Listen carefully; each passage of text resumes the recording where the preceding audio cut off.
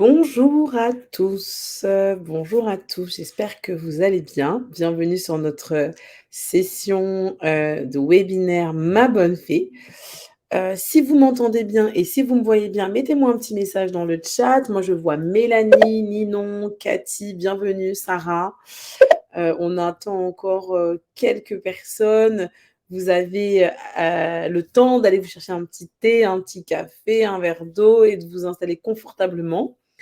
On va aborder un sujet, qui est important aujourd'hui, et qui, me parle énormément parce que, on est dans notre mois d'Octobre rose, ce mois, qui est consacré à la prévention et à la recherche, autour du cancer du sein. Et on va parler de ce sujet-là, mais dans le cadre de la conciliation des temps de vie. Et je trouve ça très, très intéressant de voir comment au quotidien, on peut, organiser sa vie quand on est malade ou alors quand on a un enfant malade. Ça peut être aussi, un sujet, à aborder. Donc on va entendre encore, quelques minutes que d'autres personnes se connectent et on se revoit tout de suite. Je vous dis à dans 2 minutes.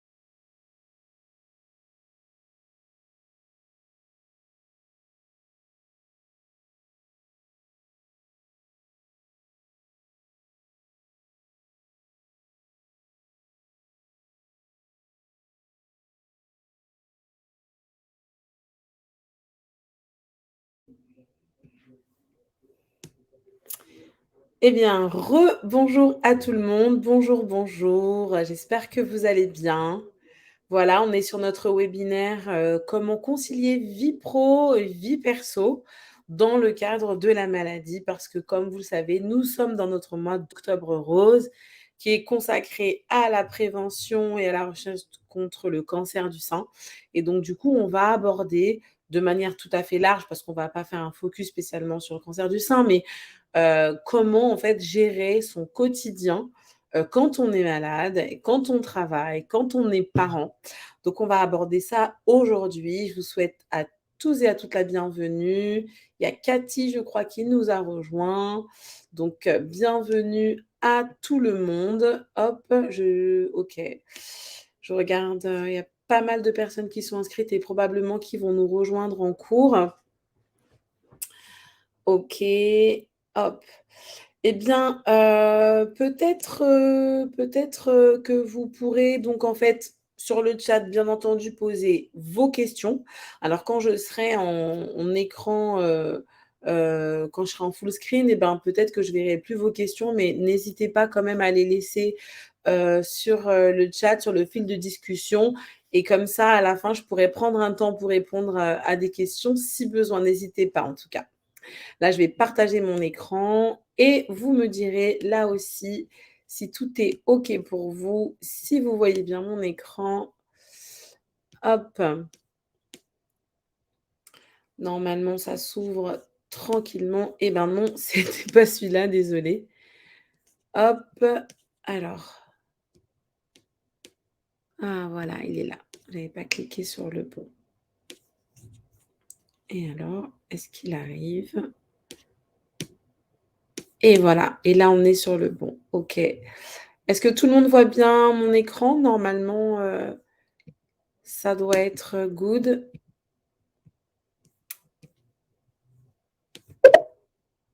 Je pense que c'est bon. Alors, équilibre de vie et maladie, comment tout concilier?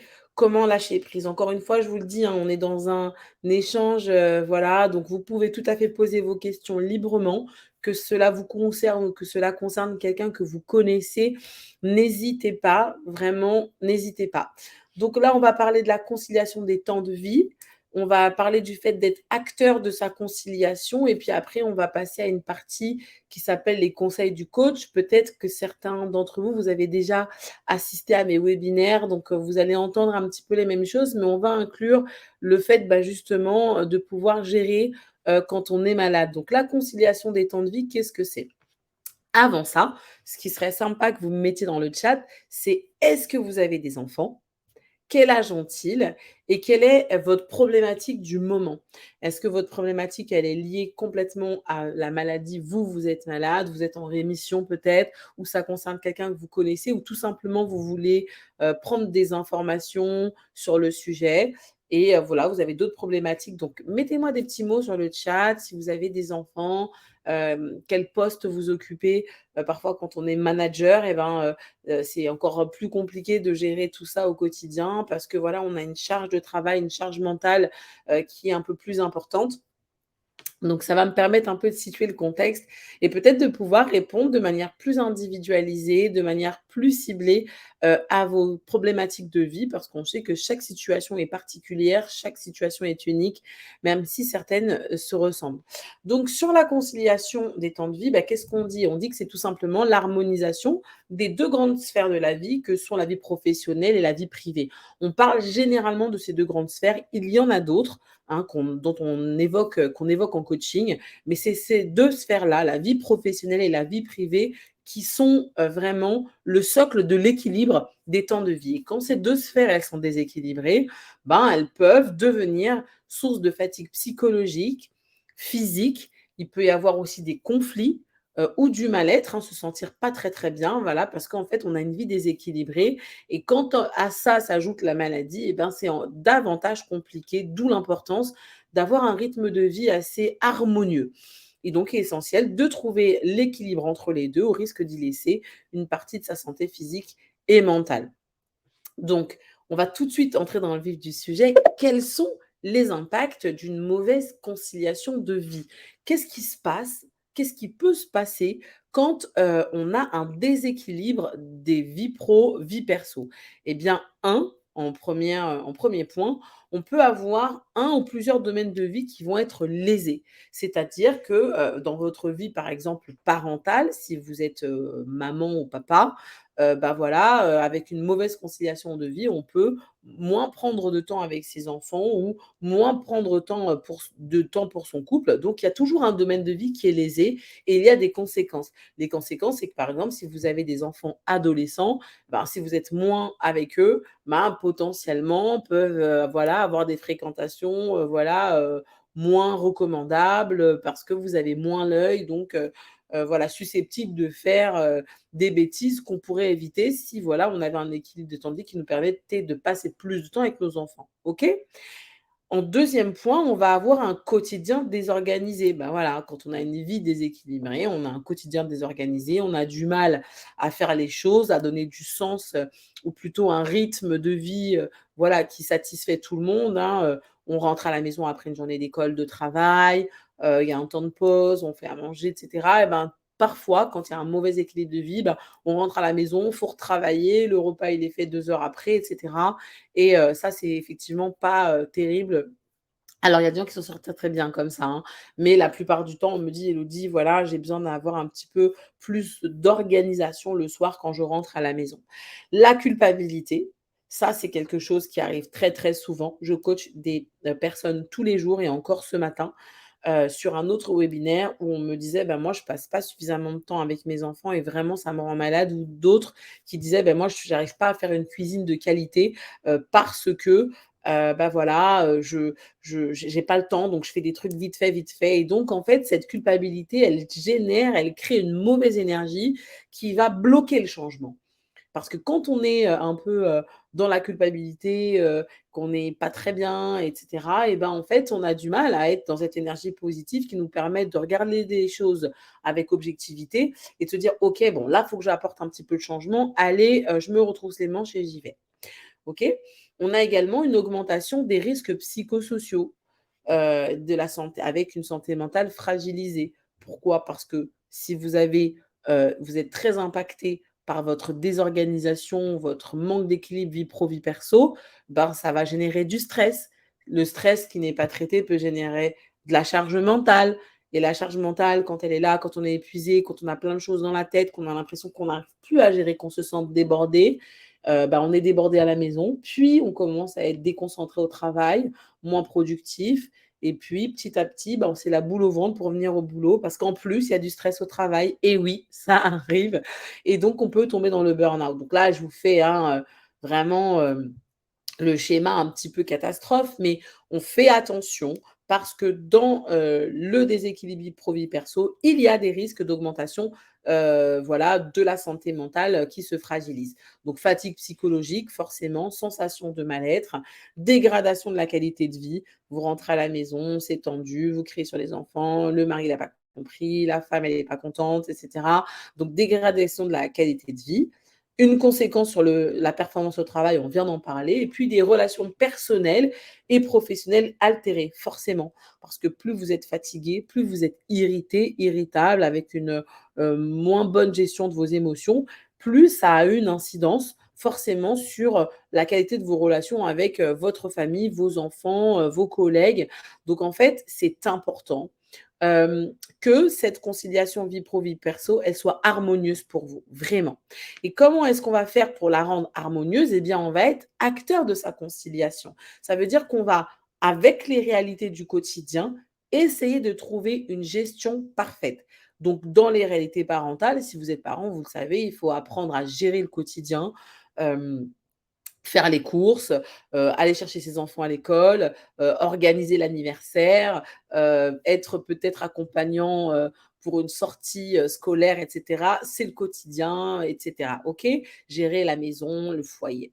Consacrer du temps à chaque membre de la famille, eh ben oui, parce qu'on est parents, nos enfants ont besoin de nous, quel que soit leur âge. Ça peut être 2 mois, 8 mois, 3 ans, 7 ans, 18 ans, et plus grand. Nos enfants ont besoin de nous et il faut qu'on soit en capacité, de leur consacrer du temps et quand il y a ce déséquilibre vie pro, vie perso, bah, des fois, en fait, ces temps sont un petit peu volés et surtout et là, c'est important, surtout dans le cadre de la maladie, quand on lutte contre une maladie, quand on se bat contre une maladie, on a besoin de s'accorder du temps. C'est important. Il faut qu'on reste des parents, mais il faut qu'aussi on soit en capacité de prendre du temps pour soi, pour réfléchir, pour souffler, pour poser les choses et pour pouvoir aussi parfois prendre de la distance, c'est très important. Il y a la situation aussi de certains parents qui sont, célibataires, qui sont en monoparentalité et qui donc du coup ont tout le poids de la charge, du foyer, de l'organisation du foyer, de la gestion des enfants sur eux, ça pèse sur eux et ça, c'est difficile au quotidien. Parce que voilà, ce que vous pouvez faire à 2 parce que vous êtes, en couple et bah, là, vous le faites tout seul et au travail et bah, voilà, quand, l'école vous appelle pour dire que vos enfants sont malades, il n'y a que vous bien souvent. Alors quand on a un peu de chance, on n'habite pas très loin de chez ses parents, on a de la famille dans le coin qui peut nous aider, mais c'est pas toujours le cas et c'est vrai qu'en entreprise, c'est important que les RH, que les managers, que, la direction soit au clair avec ces choses-là pour ne pas laisser de côté, les personnes qui sont en monoparentalité et puis tout ce qui concerne les difficultés liées à l'éducation. J'entends par là un adolescent, un enfant qui est porteur de handicap, un, bébé, qui dort pas la nuit, ou alors encore, un enfant qui aurait des troubles de la communication, qui serait dyslexique, un enfant qui serait haut potentiel intellectuel. Aujourd'hui, on considère toutes, les neurodiversités, comme des handicaps, en fait, et donc en fait, ça demande à ce que le parent s'investisse, s'implique dans la vie de son enfant plus qu'à la normale, et ces difficultés-là peuvent peser, sur le quotidien. Mais on est aussi des salariés. Avec cette vie professionnelle qui s'est intensifiée, avec,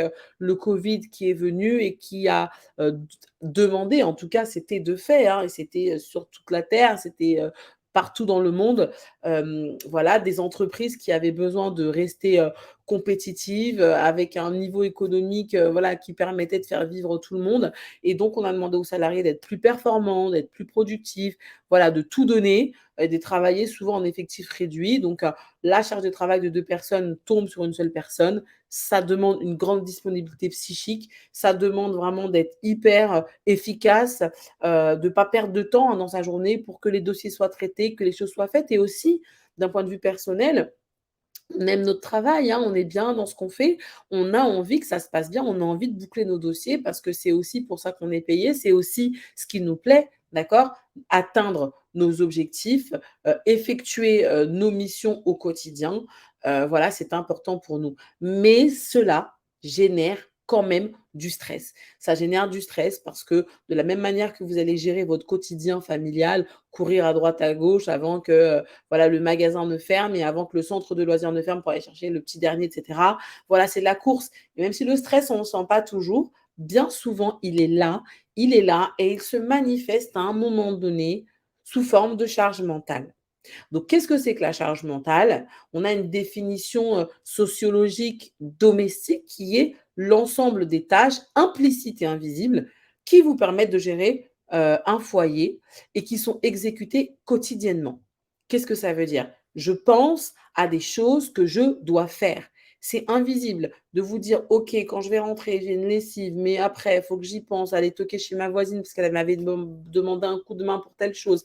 Mais il faut pas que j'oublie de finir mon mail au travail, j'ai un dossier très important». Charge mentale, toutes les choses qu'on a besoin de penser et de conceptualiser d'un point de vue cérébral avant que ça devienne quelque chose de concret sur le terrain, à la maison, et que ça devienne des actions en fait, voilà, au quotidien. Et donc ça, c'est la charge mentale, et c'est quand à un moment donné, on se sent épuisé, on est fatigué, on a l'impression d'en avoir plein la tête, on n'arrive plus à réfléchir, on nous pose une question, on répond un peu de façon agacée. Là, c'est quand le niveau de charge mentale augmente, et donc il faut être en capacité de repérer ses propres signaux d'alerte, OK? La charge mentale, elle existe aussi d'un point de vue professionnel. Il y a une autre définition, qui est là et qui est celle de, toutes les tâches que vous faites au quotidien pour pouvoir, mener vos missions professionnelles à bien. Heu, rendre des dossiers dans les temps, répondre à des mails, voilà, dans un temps imparti, organiser des réunions et toutes les choses auxquelles vous devez penser, que vous ne devez pas oublier. Vous dites: «Ah, faut pas que j'oublie de faire ça, faut pas que j'oublie de faire ça». Des collaborateurs qui vous sollicitent, votre direction qui vous demande quelque chose et les demandes intempestives. Parce que oui, dans le meilleur des mondes, on voudrait que tout arrive dans des délais raisonnables pour qu'on puisse traiter les choses, vraiment avec, voilà, efficacité, mais ça se passe pas toujours comme ça. Ça se passe pas toujours comme ça. Des fois, il y a des demandes qui tombent, paf, sur la table et hop, il faut les traiter. Et ben ça, c'est source de stress et ça peut augmenter la charge mentale. Donc on fait attention à la charge mentale. Quels sont les symptômes? Eh bien, le sentiment d'être en permanence débordé, le stress, l'irritation, les sauts d'humeur, la dépense importante d'énergie psychique. Et donc là, c'est ce que je vous dis, c'est que je pense, donc tout le temps, je suis toujours en train de réfléchir et ça me demande de l'énergie, ça me demande un effort. Et d'ailleurs, à la fin, je suis épuisée, j'ai juste envie d'aller m'allonger alors que j'ai pas fait grand-chose, mais juste le fait de réfléchir à comment je vais organiser l'anniversaire de ma fille demain ou dans une semaine, ça m'épuise. OK? Et en même temps, je dois me gérer moi dans ma maladie, dans mon quotidien, mais on y reviendra après. Et puis, les symptômes physiologiques qui sont liés au stress, quels sont-ils? Bah, des fois, on peut avoir, par exemple, des problèmes de peau, comme avoir des mal de dos, donc on vient après, sommeil perturbé, fatigue constante, maux de tête, voilà, mal de dos, des maladies de peau, eczéma, psoriasis, zona, toutes ces choses-là peuvent venir à cause du stress. Et puis à la fin, un épuisement psychique et psychologique et moral. On est épuisé, on n'a plus de jus et beaucoup de, sociologues et psychologues et médecins s'accordent à dire que, heu, la charge mentale, c'est un peu les prémices du burn-out quand ce n'est pas traité et vous avez tous entendu parler du burn-out, hein. C'est quand à un moment donné, une personne n'est plus en mesure d'assurer, ses missions professionnelles. Aller au travail, vous avez la boule au ventre, vous êtes convoqué par votre chef, vous vous dites: «Ça y est, c'est la fin». Tout ce qui a un rapport avec votre travail devient très compliqué. Vous n'arrivez plus à penser, à réfléchir, vous avez des pertes de mémoire, vous pouvez avoir des crises d'angoisse, pleurer parce que voilà, ça va pas et en fait, votre corps renvoie le message de: «Wow, ça va pas et il faut que tu t'arrêtes et il faut que tu penses à toi». OK?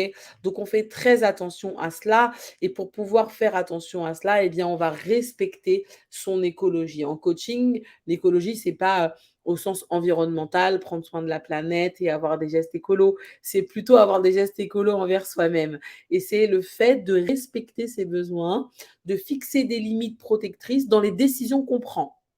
OK? Donc quand je prends une décision d'aller faire des courses, de me mettre à faire le ménage, d'emmener mon enfant dans un parc et cetera, je réfléchis au fait que ce soit écologique. Est-ce qu'à ce moment-là, c'est bon pour moi? Est-ce que ça me fait du bien? Est-ce que ça me génère pas trop de stress? Est-ce que je vais avoir plus de fatigue et donc du coup, ça va rien changer au problème? Voilà, il faut que mes décisions, elles soient en harmonie avec moi et avec mes valeurs. Et puis, comme je le disais, ben voilà, il y a la place aussi de la maladie dans le quotidien parce que être malade, c'est aussi une réalité. Et en fait, quand on est parent, qu'on est salarié, ou d'ailleurs même si vous ne l'êtes pas, peut-être que vous n'êtes pas parent, eh bien, en fait, cette maladie, c'est comme une troisième personne qui vit avec nous au quotidien. Et on a besoin aussi de traiter et d'être au clair avec ce qui se passe à l'intérieur de nous.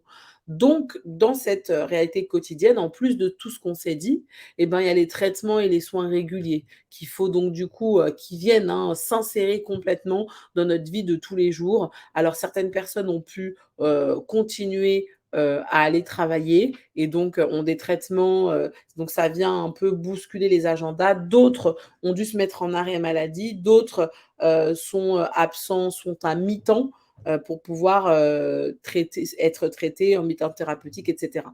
OK? Donc les traitements et les soins réguliers. La conséquence physique et psychologique de la maladie, des traitements. Et ben oui, parce que quand on tombe malade, ben voilà, c'est pas youpla boum boum, on est super content. Non, on prend un coup quand même, hein.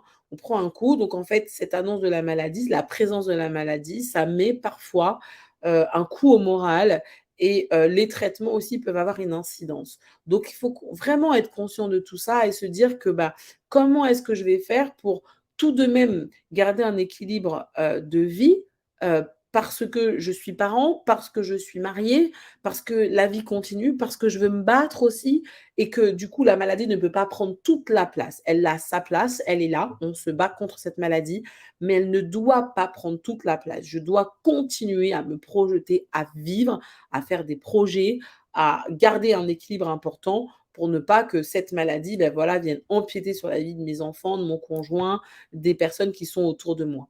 Expliquer le cancer ou une autre maladie d'ailleurs, et faire face aux réactions de son enfant. Alors ça, j'ai eu l'opportunité, d'interviewer une dame adorable qui est, DRH dans une entreprise et qui a fait face à un cancer du sein et en fait, on discutait toutes les 2 et c'est ce qui m'a permis de monter un petit peu ce webinaire et elle m'expliquait son quotidien et elle me disait que c'était difficile d'expliquer à son petit garçon, bah, voilà, que maman est malade et que des fois maman elle est pas du tout de bonne humeur, que maman des fois elle est complètement fatiguée, qu'elle est pas en capacité de lui faire à manger et que cet enfant, lui aussi, réagit parce que lui, il veut voir sa maman en forme, il veut voir ses parents en forme et que ça génère beaucoup d'angoisse chez l'enfant. Donc il faut aussi être en capacité, bah, de gérer ces réactions-là, ces réactions émotionnelles, ces réactions de peur parfois ou de rejet, qui font clairement partie du quotidien et puis de s'occuper de sa famille avec la peur de mourir. Ça, c'est quand même quelque chose d'assez spécifique quand, on nous a mis comme une date un petit peu, voilà, de fin, on se dit,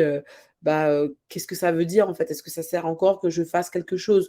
Ou même quand on n'a pas donné de délai, mais on se dit: «Voilà, vous avez toutes les chances de guérir», mais on a quand même peur de pas réussir, que le corps ne tienne pas, que la tête, l'esprit, le mindset ne tiennent pas le coup. C'est une réalité, OK?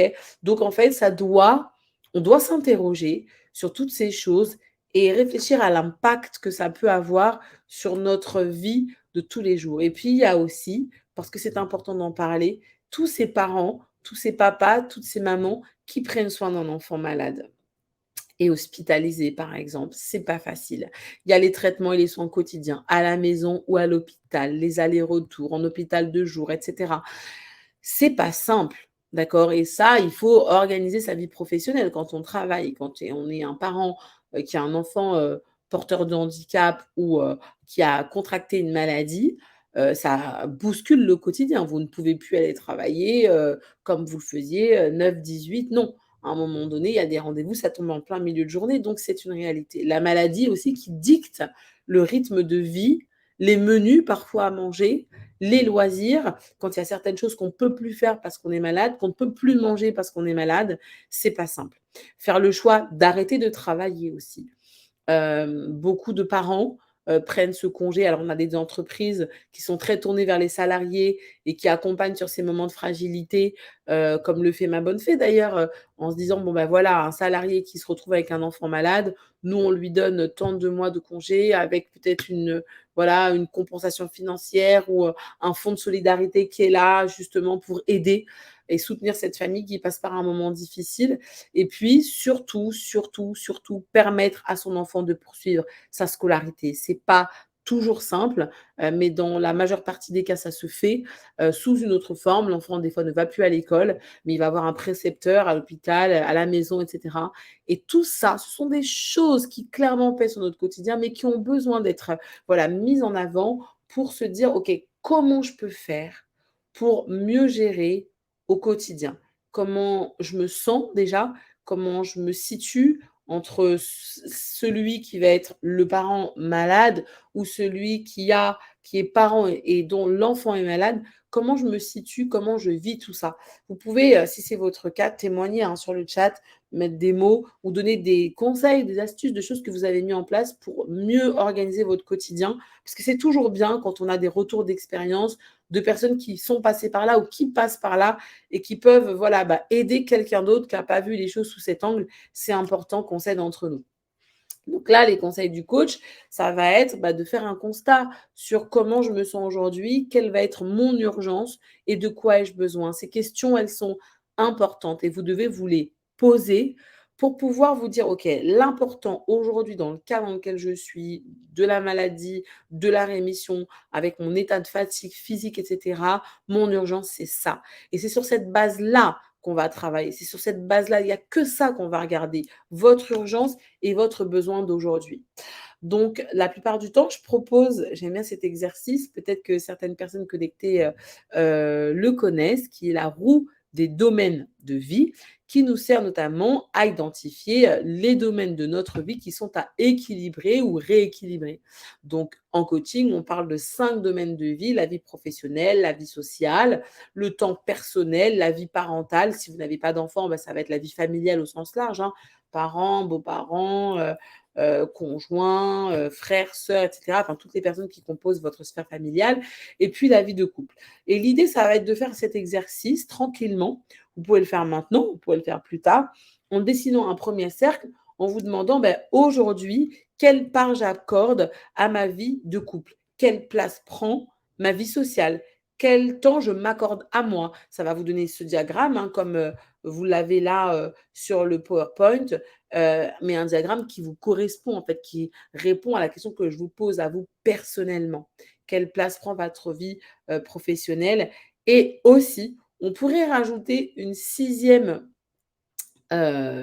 une sixième part, je pourrais dire ça comme ça, la place de la maladie. Est-ce que cette maladie, elle empiète sur beaucoup? Alors, il pourrait y avoir ces 5 domaines de vie et puis on pourrait colorier, voilà, d'une couleur, partout où cette maladie, elle empiète et qui fait qu'elle bouscule, qu'elle chamboule d'une manière ou d'une autre certains domaines. Peut-être que cette maladie, elle chamboule beaucoup votre vie professionnelle, mais pas du tout votre vie de couple et que voilà, vous arrivez quand même à passer du temps avec votre conjoint, à maintenir l'amour, et cetera, ou pas du tout parce que vous êtes complètement fatigué, focus sur la maladie, donc il y a plus de vie de couple, il y a plus de vie pro, et cetera. Donc voilà, vous allez faire votre roue en fonction de ce qu'elle est aujourd'hui et puis on va se projeter vers l'avenir parce que le rôle d'un coach, c'est quand même de se projeter vers l'avenir positivement en se disant: dans une situation idéale, pas de maladie, pas de problème, pas de peur, pas de problème financier. À quoi ressemblerait ma roue? Comment seraient séparés mes cercles? D'accord? La vie sociale, elle prendrait quelle place? Ma vie parentale, elle prendrait quelle place? Et cetera, et cetera. Et ça va donc vous donner 2 roues que vous allez pouvoir juxtaposer et constater par vous-même peut-être un ou 2 domaines de vie qui nécessitent du changement de votre part, qui nécessitent un changement qui nécessite de se dire: «OK, ça prend trop de place, il faut que je réaccorde de la place à mon couple. Cette maladie, elle est trop présente, je le sais, j'ai du mal à m'en dégager, j'ai du mal à me détacher de ça parce que j'ai peur, je ne pense qu'à ça, donc du coup, bah, mon couple, je m'en occupe pas, ma vie sociale, j'ai plus envie de sortir». C'est normal. Je suis vraiment là pour vous dire que c'est normal. Vous avez le droit de ressentir toutes ces choses et notamment, vous avez le droit aussi d'en avoir marre en fait et de vouloir vivre à nouveau. Alors le processus, il n'est pas le même pour tout le monde, hein. Je vais rencontrer des femmes, par exemple, qui vont me dire: «Moi, je veux terminer avec ça et après, c'est une nouvelle vie pour tout le monde». Ou il y a d'autres femmes qui vont me dire: «Non mais moi, je veux pas vivre au travers du spectre de ma maladie. Je veux vivre le plus normalement possible parce que je peux pas être tout le temps la tête dedans». OK, d'accord et là on réfléchit donc quel est le domaine de vie dans lequel vous avez envie de donner toute votre force, là où vous avez encore des forces. Peut-être que c'est les enfants, peut-être que c'est le couple, peut-être que c'est du temps pour vous. OK? Donc voilà comment, on fait cet exercice et puis ensuite on analyse les roues, hein. On se dit en un, on va identifier les points de faiblesse. Où est-ce que ça chute? Où est-ce que c'est un peu touchy? Où est-ce que le bas blesse dans cette roue? Est-ce que c'est votre vie de couple? Est-ce que c'est votre vie professionnelle? Et à ce moment-là, vous allez déterminer les priorités parce que c'est important de vous dire: «Je ne peux pas, combattre plusieurs combats à la fois». Et si c'est votre cas, si vous êtes passé par le cancer du sang ou si vous êtes en train de passer par là ou par une autre maladie, bah, le premier combat, c'est celui-là et c'est celui dans lequel vous donnez le maximum d'énergie. Mais il y a d'autres choses parce que vous avez peut-être une famille, vous avez des enfants, vous avez des conjoints qui ont envie, qui veulent plus que tout que vous viviez et donc ça va être important de déterminer quel domaine de vie, vous allez travailler, quel domaine de vie vous allez vraiment rebooster et dans lequel vous allez vous fixer, des objectifs. Donc pour bien gérer son temps, parce que la conciliation des temps de vie est complètement en lien avec, le fait de bien gérer son temps pour ne pas se retrouver avec cette liste, je vous disais tout à l'heure, de choses en fait qui viennent quand il y a un mauvais équilibre vie pro, vie perso.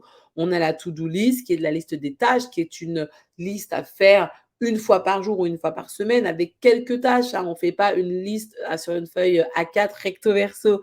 Non, non, non, non, non, ça fonctionne pas comme ça. C'est une liste avec quelques tâches desquelles je dois m'acquitter dans la journée ou dans la semaine. Ou alors, vous avez le gestionnaire de tâches ou le planner qui peut donc être digital ou papier, où là, vous allez vous noter tous vos rendez-vous importants, toutes les choses qui vont vous aider à ne pas oublier ce que vous allez faire. Et c'est là, exactement là, que la charge mentale peut baisser et qu'on peut se concentrer sur soi, se battre pour guérir, faire ses soins médicaux, ne pas se dire: «Ah, j'ai oublié de faire ci, j'ai oublié de faire ça». Ça va être de vous aider, de vous organiser et on a 2 outils qui sont très intéressants, qui sont la matrice d'Eisenhower et la méthode Moscow. La matrice d'Eisenhower, vous connaissez probablement puisque c'est très utilisé, dans le milieu, de managérial et cetera. C'est pour hiérarchiser, prioriser les sujets que l'on doit traiter, par exemple sur la to-do list. Qu'est-ce qui est dans le rouge?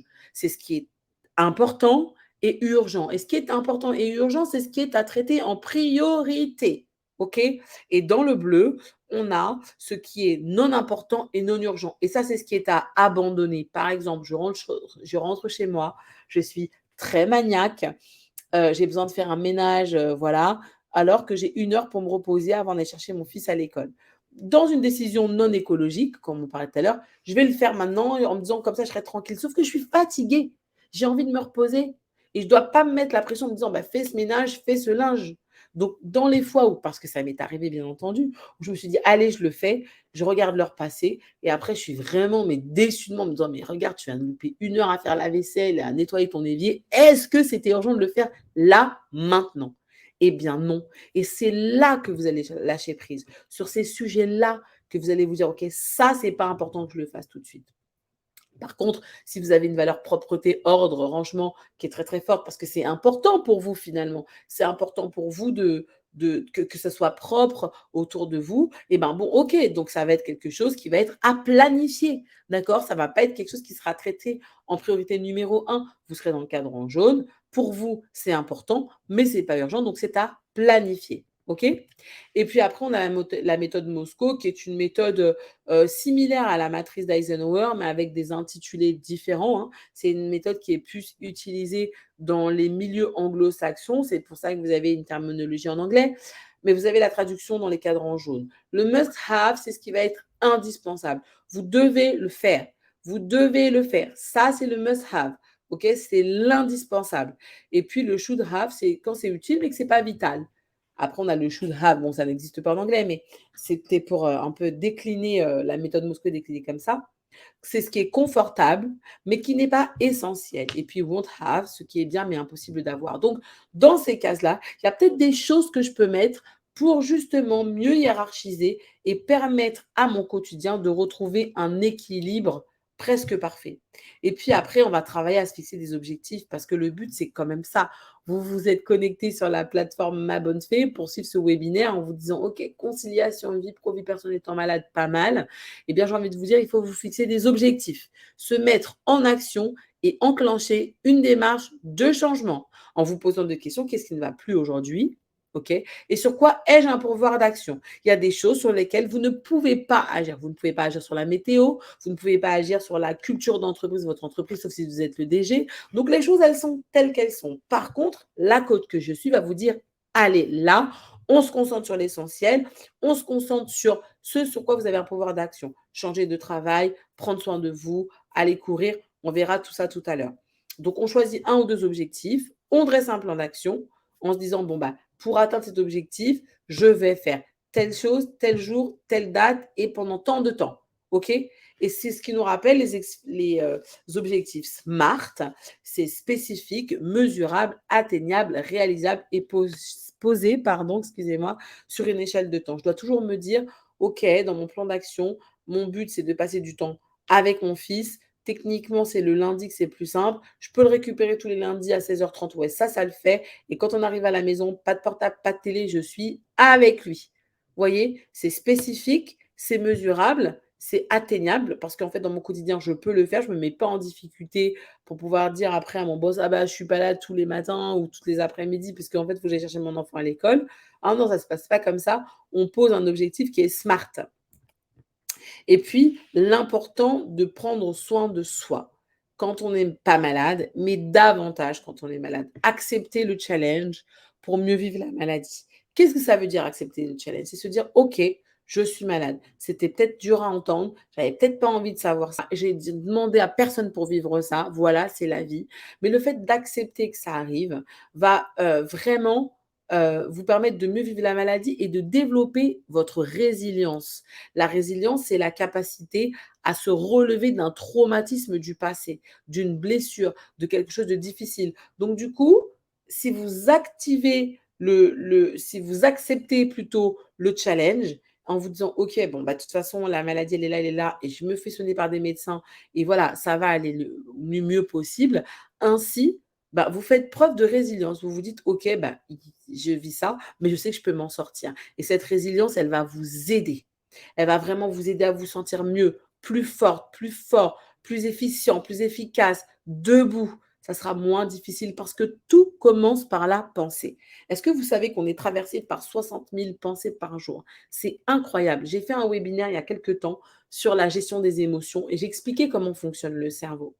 Et une émotion, elle vient d'abord et avant tout par une pensée, un souvenir, un événement qui s'est passé. Et si on a tendance à penser négativement, de manière pessimiste, à toujours voir le verre à moitié vide, et ben en fait, ça ne nous aide pas à nous sentir mieux parce qu'en fait, non seulement on vit la maladie ou la maladie de l'autre, mais en plus, on se prend toute cette rancune et cette amertume contre la vie finalement parce que on a contracté une maladie grave. OK? Il faut se créer une routine bien-être. Ça, c'est important. Quoi qu'elle soit, du sport, de la marche, écouter de la musique, regarder une série, routine bien-être, c'est important. Et puis, il faut s'autoriser à faire les choses qu'on aimait avant la maladie. Qu'est-ce que vous aimiez faire? Danser le tango, aller au club, au stand, je ne sais pas, de tir, faire de la natation, quoi que ce soit, faire des gâteaux. Voilà, il faut vraiment avoir cette routine qui vous fait du bien, des choses qui vous font du bien et qui vont vous aider à un peu laisser votre esprit et votre pensée partir dans quelque chose d'agréable. S'autoriser à faire des choses qu'on aimait faire avant la maladie, donc ça, je l'ai dit. Rester actif, c'est très, très, très important. Vous allez parler à n'importe quel médecin, si, l'état de la maladie n'est pas trop avancé, il va vous conseiller d'avoir une activité physique régulière et adaptée. On part pas faire du snowboard, à la montagne, si le médecin a dit OK pour de la poterie. Vous voyez, il y a quand même, un gap.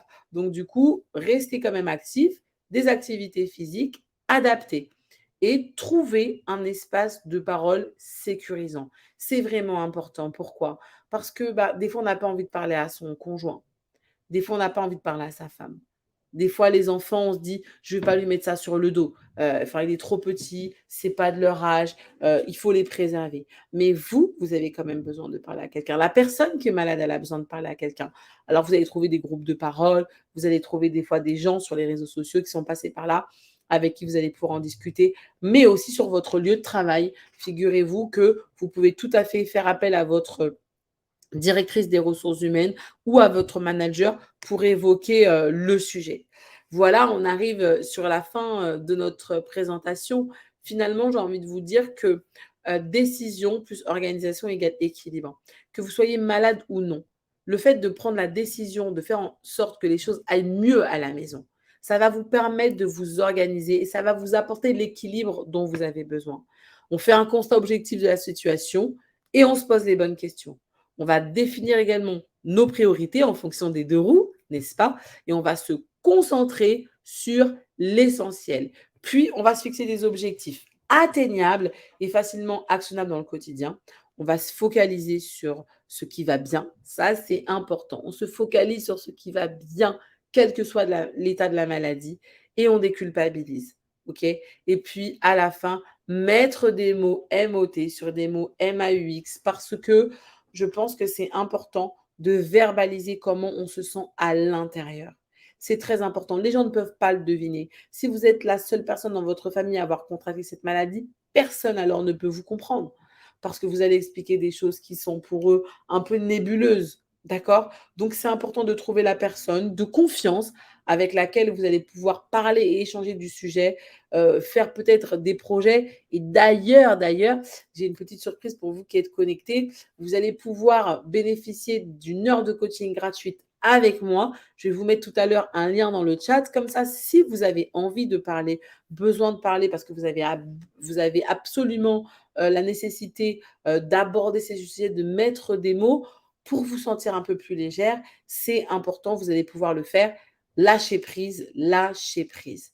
Vous savez, se cramponner, des fois, ça prend plus d'énergie que de se dire OK, d'accepter cette réalité qui est parfois difficile, mais en se disant OK, je veux quand même y arriver. Et là, quand je vous vois connecté, bah, je suis contente, je me dis que ça vous concerne, vous vous sentez concerné. Et je veux que vous puissiez y arriver parce que c'est possible. Il faut le croire, il faut absolument le visualiser, que ça y est, vous allez pouvoir lâcher prise, vivre autrement toute cette période pas simple et avoir un peu plus d'épanouissement au quotidien. Bien voilà, on est arrivé à la fin de notre session. Je vais donc arrêter le partage et venir vous retrouver en ligne. Est-ce que vous avez des questions? Je suis en train de regarder. OK, vous m'avez tous mis de quelle, entreprise vous étiez. OK, OK. Est-ce que vous avez des questions? Mélanie, Cathy peut-être, Sarah? Est-ce que, c'était clair pour vous et est-ce que, vous avez, apprécié, ce moment? Est-ce que ça vous a parlé? Est-ce que vous êtes concernés par le sujet?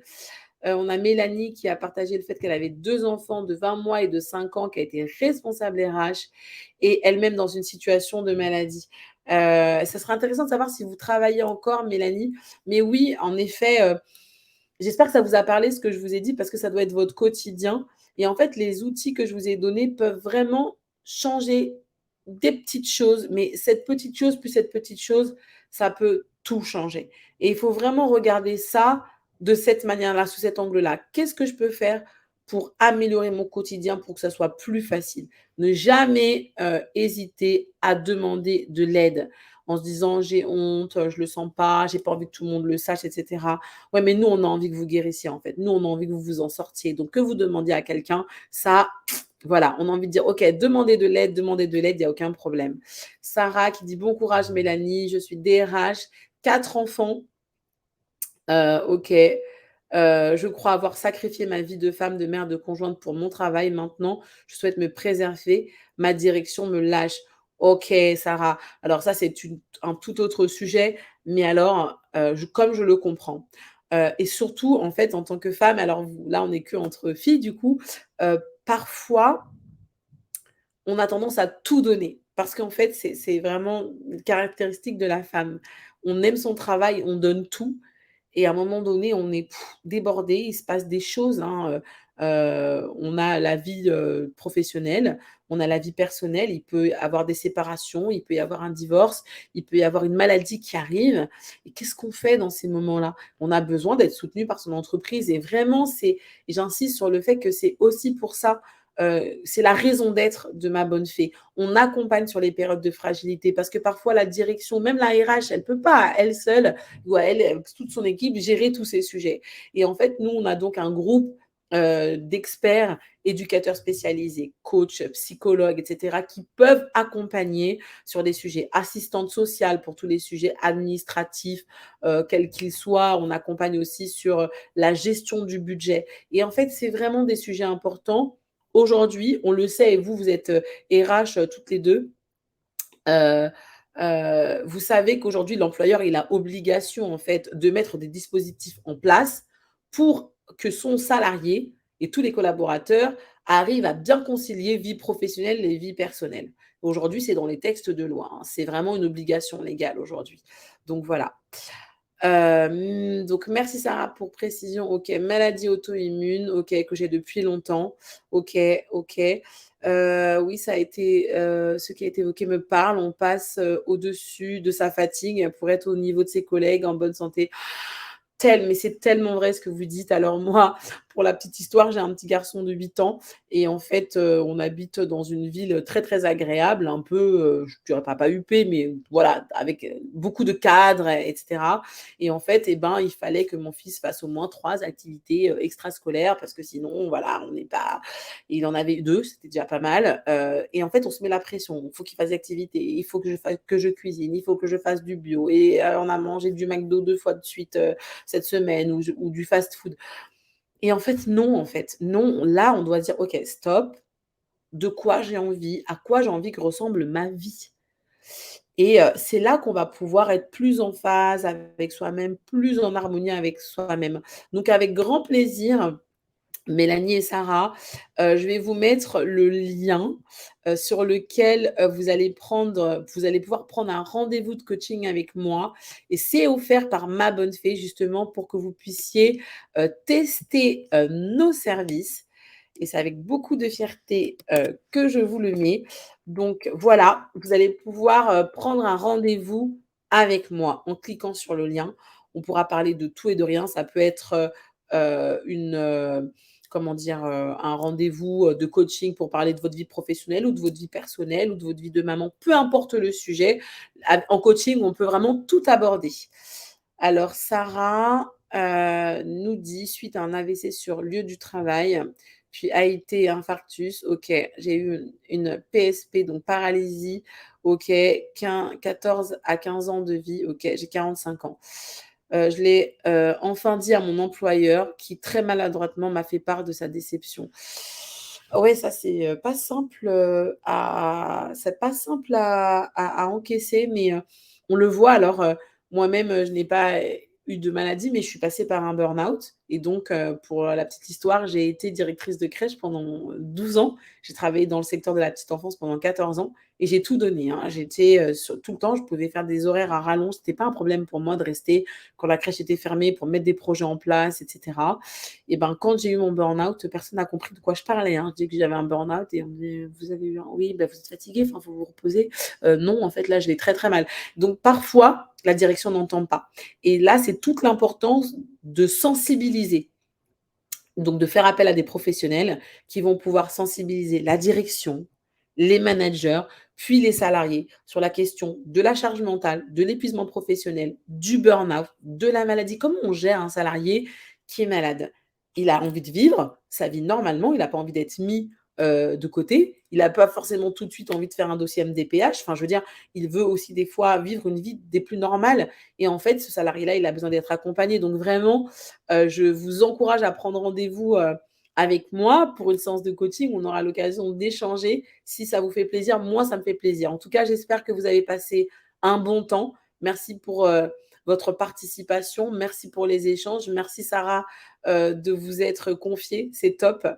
Merci beaucoup. Complètement OK, car je n'avais pas appris à ne pas me donner à fond au travail. Ça, voilà. On aura l'occasion d'en reparler, Sarah et Mélanie aussi. Je compte sur vous pour prendre rendez-vous avec moi. On se voit très, très bientôt et je vous dis donc bonne continuation, prompte guérison à ceux et celles qui sont atteints par des maladies parfois et c'est compliqué de gérer au quotidien. Je vous dis à très, très bientôt et bonne guérison et plein de dons positifs de la part de toute l'équipe de Ma Bonne Fée. Bye bye.